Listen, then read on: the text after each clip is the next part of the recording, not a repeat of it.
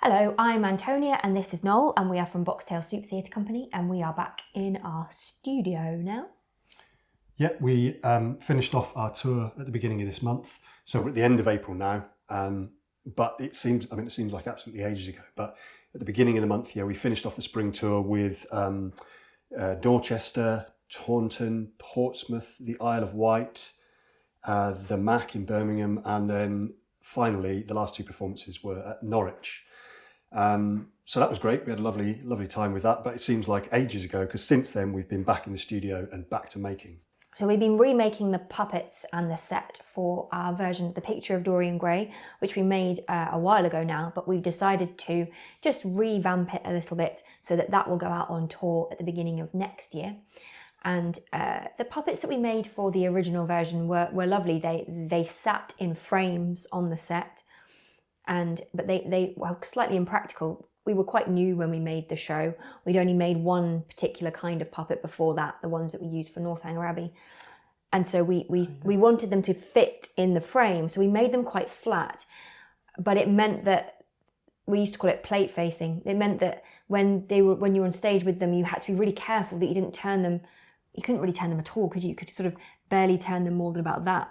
If you were in any venues where the audience were anything other than very much kind of flat on in front of you, if they came round to the sides at all, it started to be a problem, didn't it? Because even when you turn them slightly, those puppets, to look at someone over this side of the stage, people sitting over here would just get a flat side of the head.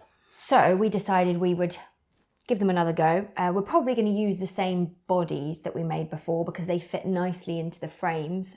Yeah, and we want to keep that concept that the puppets fit in the frames.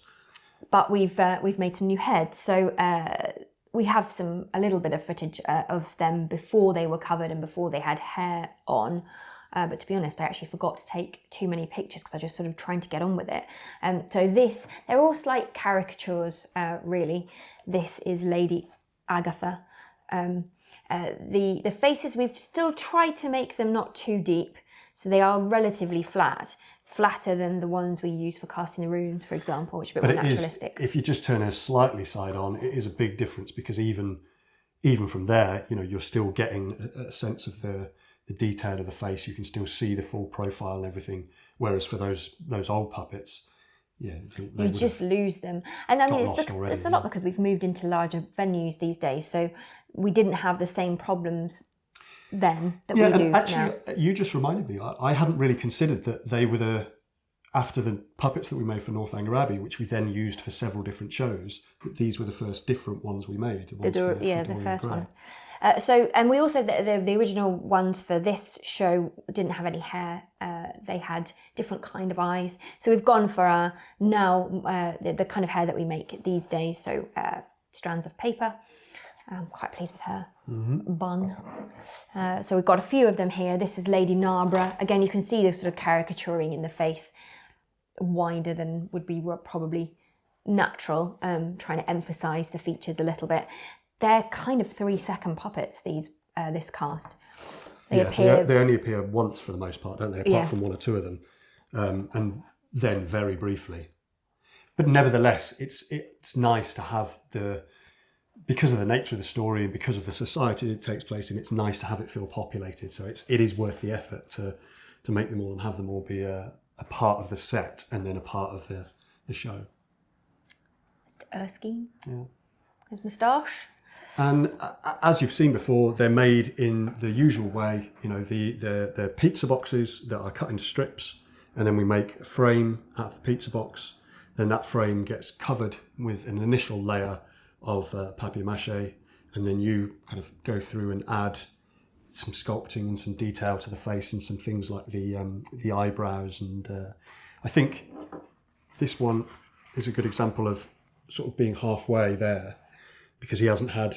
No, so he's obviously was made, the cardboard frame was made and then he's had one covering on front and back of papier-mâché. So it's nice and solid now, but he needs smoothing out in a couple of places, and then he'll need eyelids put on so that, in fact, this character, he's an opium addict, isn't he? So actually, the eyes I'll probably keep them quite hollowed out like that, but I will give him just a little bit of an eyelid. Yeah. And then this one is in a different stage again because she's not got any hair yet or eyebrows or anything. So she's ready to have the hair done.